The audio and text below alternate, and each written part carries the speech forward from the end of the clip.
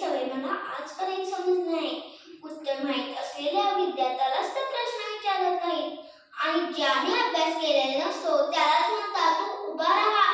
पण त्यामागेही त्यांचा आपल्या घडवण्याचा हेतूच असतो.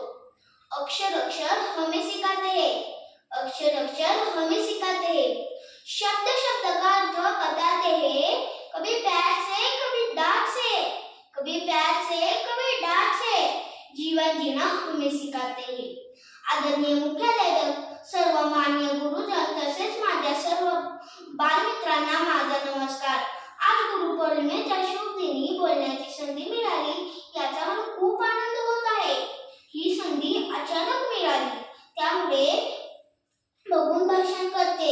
मित्रांनो, शाळेत येताना कधी कधी गृहपाठ केला नसेल तो शिक्षक दिसले की हृदयाचे ठोके थोडे वाढतात आणि गृहपाठ पूर्ण केला असेल तर ते शिक्षक जगातील सर्वात चांगले वाटतात. पण खरं सांगायचं तर शिक्षकांची रागावणी नजरी आपल्या चांगल्यासाठीच असते. त्याच्या एका शाबासकीने आत्मविश्वास वाढतो आणि एका सूचनेने आयुष्याची दिशा बदलू शकते.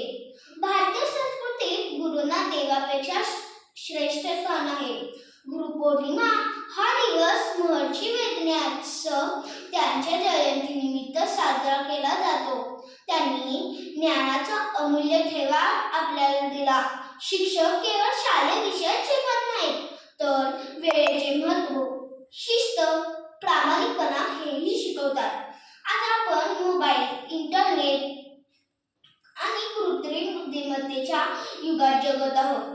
पण शिक्षकांचा अनुभव, यांचे मार्गदर्शन, यांचे प्रेम याची जागा कोणतेही तंत्रज्ञान घेऊ शकत नाही.